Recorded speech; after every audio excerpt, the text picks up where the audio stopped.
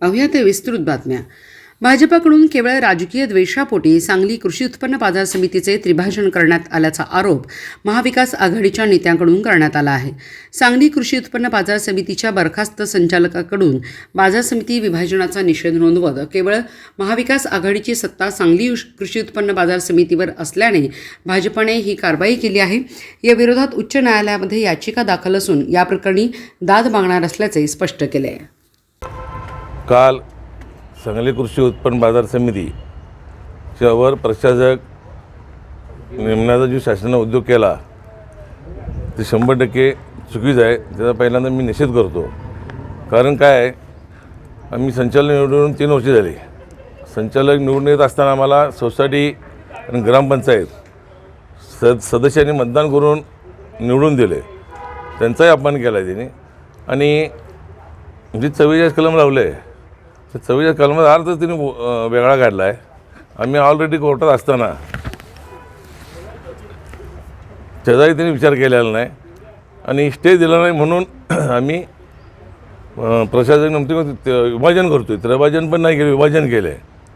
त्यामुळे सगळे ते चुकीचं आहे आणि आम्ही 100% न्यायदेवतेपेक्षा न्याय मागतो आहे। आम्हाला न्याय मिळेल आमची अपेक्षा आहे आणि जाणून-बुजून राजकीय द्वेषापोटी प्रशासक नेमण्याचा जो उद्योग केला त्याचा आम्ही जाहीर शब्दात निषेध करतो। याच्यामुळे नुकसान काय होणार आहे? त्याच्यामुळे नुकसान जत आणि कोटी मार्काचं फार नुकसान होणार आहे। एक तर ते वसंतदादांनी ज्या मार्केट कमिटी स्थापन केली त्याला दोन्ही तालुके दुष्काळ आहेत आणि त्यांना सोबत सांगलीवर घेऊन जायचं ह्या दृष्टिकोनातून केलेलं होतं। त्यामुळे त्यांचं फार नुकसान होणार आहे। मिरज तालुक्यात नुकसान जरी नाही झालं पण त्या जत आणि कोटीमध्ये फार मोठं नुकसान होणार आहे। यामुळे तुम्ही न्यायालयात हो 100% लढणार। आम्ही न्यायालयात ऑलरेडी गेलेलोच होतो आणि आता आणि परत सोसायटी आणि ग्रामपंचायतीचे ठराव घेऊन आम्ही आत्ता आणि हो आणि कालच्या जी अधिसूचना काढलेली आहे त्या अधिसूचनेला आम्ही स्टे मागण्याचा प्रयत्न करतो आहे। सांगली कृषी उत्पन्न बाजार समितीच्या विभाजनाचा आम्ही जाहीरपणे सर्व संचालक मंडळ जाहीरपणे निषेध करतो। खास करून जत तालुका आणि कवटेमंकाळ तालुक्यावर हा फार मोठा अन्याय झालेला आहे। तिथल्या शेतकऱ्यांवर ते अन्याय झालेला आहे आणि त्याचा जाहीरपणे आम्ही निषेध करतो। हा दुष्काळी भागातले दोन्ही तालुके सांगली कृषी उत्पन्न बाजार समितीशी एकत्रित असल्याकारणाने तिथल्या भागाचा काही अर्थानं विकास झाला होता। अजून थोडा काळ आज पाण्याच्या स्कीम्स जत तालुक्यामध्ये किंवा कवटेमंकाळ तालुक्यामध्ये चालू आहेत। त्या पूर्ण झाल्यानंतर पूर्ण क्षमतेनं तिथल्या भागाचा जर विकास झाला असता त्यावेळेस राज्य शासनानं अशा पद्धतीचा विचार करणं योग्य होतं।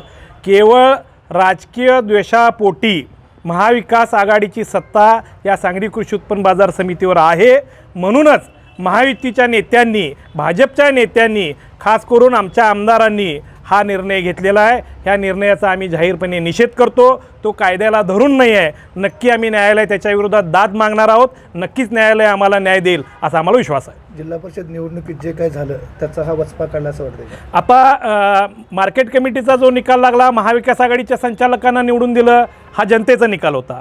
जिल्हा परिषदला जे काही निवडणूक झाली तो पण जनतेचा कौल होता। तो कौल मान्यच करावा पाहिजे। माझं तर भाजपच्या नेत्यांना विनंती आहे की तुम्ही या गोष्टीचं राजकारण करताना आपल्या तालुक्याचं जत तालुक्याचं कवटेमंकाळ तालुक्याचं नुकसान करताय ह्याचं भान तरी तुम्हाला आहे का? हे भान तुम्ही ठेवावं अशी माझी विनंती आहे।